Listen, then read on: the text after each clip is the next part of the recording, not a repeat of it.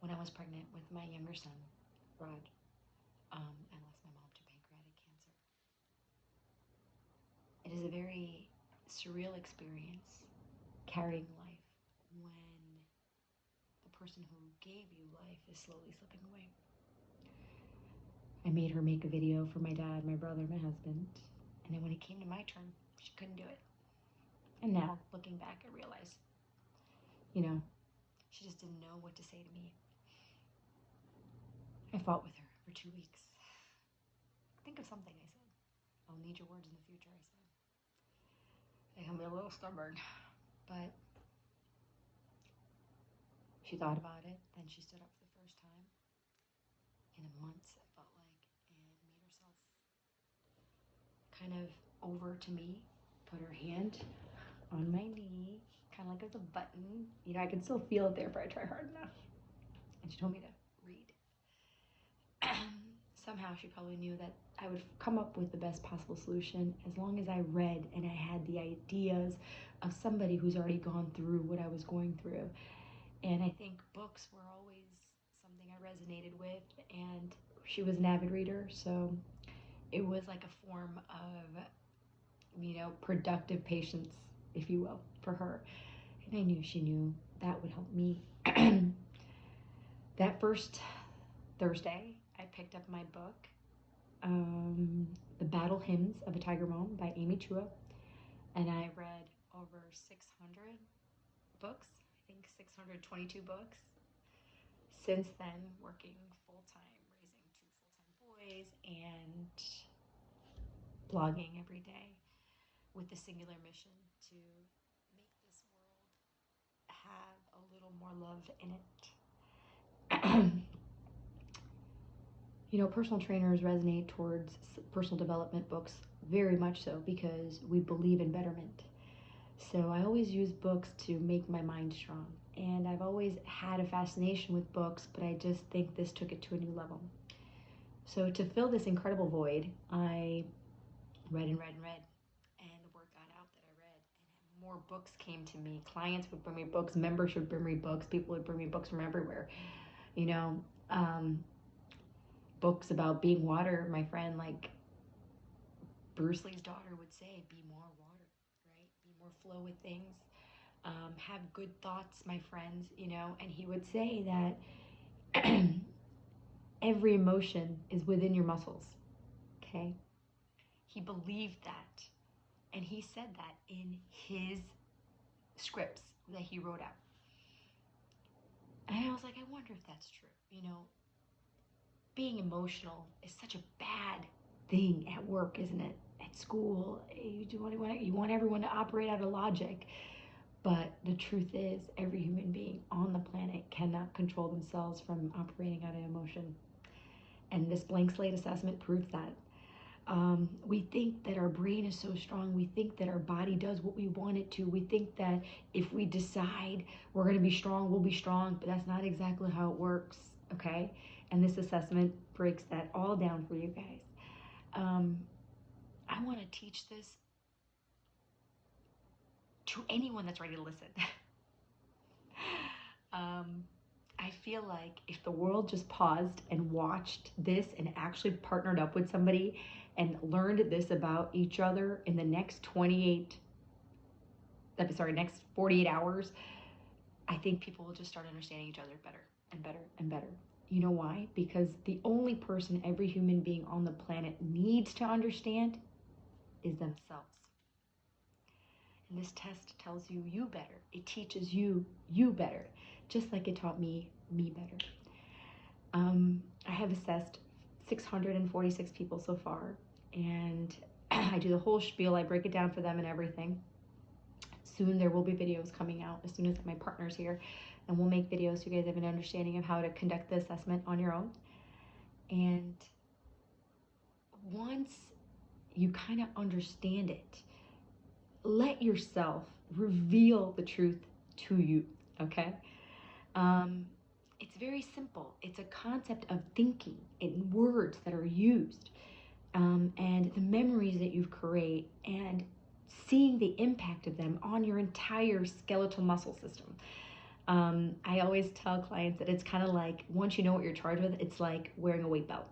It just support all the way through. It's very, very real in nature. This blank slate assessment has helped me help a client of mine figure out whether she wanted to go to Cornell or if she was going to go to Stanford. She's very happy at Cornell. There were hard decisions that made themselves easier through this assessment. I find that anxiety follows a lot of people around because they may not be ready to truly understand either themselves or their environment. And they may not be able to convey it. But this assessment does that for you. It tells you what charges you. Now, here's the beauty of it. Once you know what you're charged with, then you also have full control on your recharging system, okay? So pretty much the assessment is thinking of a blank slate, the number 0, and we will do what's called a trapezius 2 or mid-trap assessment, internally rotated at 90 degrees. And you're going to push down on it for about 2 seconds, thinking of nothing, neutral, brain. And you take a step back and you think about the most love you've ever felt in your life. Identify it, look into it, lean into it. Is it somebody? Is it as simple as a stuffed animal, a house that you grew up on, maybe a school or a street, a team, a dance team, a track, cross-country team, but basically anybody or anything that brings out a white knight, I love this part of me response within you. Like when I'm doing this one thing, or I'm doing this activity, or I'm hanging out with this one person, or I'm hanging out on this one street, or going to this one basketball game, or whatever. Fill in that blank. Put your mind there, okay? Take your heart, your soul, everything there, okay? Now, what I want you to do is the same assessment again. You internally rotate at the humerus, 90 degrees, and you're going to press down, okay? And then I want you to press down, but then for about 2 seconds, but then also push back as hard as you can, okay? Back a little harder, right? So for 2 seconds, push a little, assess the strength, and then push as hard as you can and see how you feel. Then you bring the hand down. Then I want you to kind of shake it out a little bit, change your brain a little bit, and think about the maddest you've ever been about anything in your whole life. Try to think of like an out-of-body experience mad, where you looked at yourself from like a third-party version of you and was like, oh, who's this person? I don't like that person, right? Try to think of a situation where someone took from you something you thought you deserved, or, somebody who betrayed you, a dude that did you wrong, a coworker that just annoys the snot out of you, or even a disturbing neighbor that has you very, very angry about your territory. Really, it doesn't matter whatever the the anger is. Just put your mind, put your brain right there. Then I want you to do the test again. Internally rotate, laterally hold, and you're going to push down for about 2 seconds, and then it's going to test, and then give it all you got, okay? What you're doing here is, out of those 3, do the assessment a few more times until you figure out which of those 3 are the strongest, and that's what you're charged with. And if you're strongest when you are thinking about the thing that you love, you're charged by love. I would highly recommend that you when lifting heavy things, think about everything you love. When working out, even make a playlist of songs. Maybe associate each song with someone or something you love for 2024, and odds are your 2024 workout playlist is going to be amazing, and it will charge your workouts. You will be excited to go to work out, because you're going to really pretty much be in there in a subliminal impact in your brain. Subliminally, you're telling yourself that when I listen to this one song, I'm thinking about this one person. For example, every single time I think of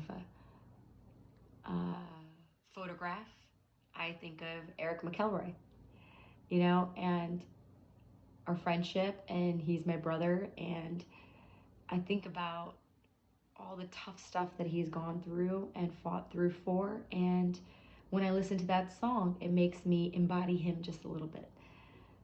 There's another song called Ayat. I associate it with my mom. And whenever I listen to that song, I tap more into her, you know. And the beauty of this is all the different definitions of love start coming out for you. And that's how you bring more love into your life. Here's the interesting thing about love. Those who are charged by it may not always crave love because we exude it. Obviously, I'm charged by love. I know this. I've said this so many times. I just exude it. I don't really crave it. That doesn't mean I don't get angry. That doesn't mean I don't get frustrated. That just means that when my batteries are low, I need to pick myself up out of things that I love. You know, I can't get frustrated. Even if I get mad and frustrated and angry and I do the angry thing and I am successful or not successful, internally I will not step up to my own bar, and that will not make me feel good. Okay? So those that are charged by anger, on the other hand, you guys do not feel like yourself unless it is out. It has to come out for you for some reason. It is this thing that festers in your heart, your soul, and it doesn't make you feel like you. So here's the cool part. Those that are charged by anger have wonderful friendships because they're not afraid to tossle back and forth and really interweave and grain into it. Whereas those that are charged by love, man, I'll befriend anyone, which sounds great, but then also that means that I can easily let this person go and befriend somebody else. Not in a F you kind of way, more in a this person's in front of me kind of way. That's how my brain works. It's not trying to offend anyone, that's just how it works. And that's how it is, okay? Whereas those that are charged by anger, the reason why they are angry is because honestly, 99.9% of the time they're right. Those that are charged by anger are usually right because they're willing to do the hard thing to get the results that are required. But here's the thing. They stay angry because I think everyone's done listening.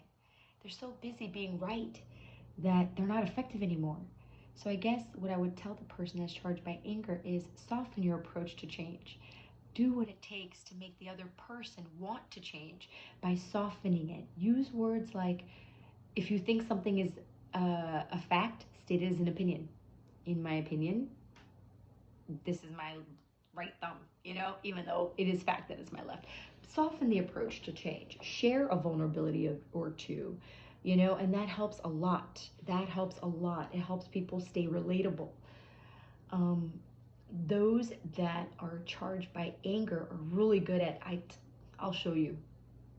They're also slightly suspect, which is not a bad thing, but you have to earn their respect. You have to earn their trust, right? They don't easily give it away. Whereas me, I'm born making everyone be like, I love the world, trust everything. You know? Just because I believe in love. It's my name after all, you know? And as you guys unfold more and more of this, it'll help you understand you better, okay? I find a lot of misunderstandings, a lot of anxiety stems from not understanding the person in front of you sometimes. This is the first big step in understanding yourself. Once you know what charges you, you can self-regulate. You can give yourself a minute or two. You can say, those that are charged by love, honestly, we take things too personally. It's not all great being charged by love either. We're so high in compassion that we want to be fair for everybody, and our compassion makes it so hard for us to make decisions. We tend to be wishy-washy, and or we tend to be self-sabotaging because we're so busy being compassionate for everyone that we make decisions slower. They're usually great decisions. People that are charged by love make wonderful decisions, but they are slow, right? So Now, if you find that you want to be more aggressive in nature, then spend more time with people charged by anger. It's not a bad thing. If you find that you want to find more love and soulful, meaningful, truly euphoric friendships and partners in life, start hanging out with people that are charged by love. I take this video very seriously because I imagine that if the whole world took that little bit of pause and learned this, that tomorrow will be a little easier than today, and the next day will be a little easier than tomorrow, and so on, and so on, and so on. I truly hope you guys join me on this journey of getting the blank slate, because having the blank slate means you wake up every single morning like it is completely ready for you to start a little bit more artwork, okay? So this blank slate assessment is the first step in understanding you better. Once you have it, man, everything's gonna start making so much more sense. You just need a little bit of courage to take the test.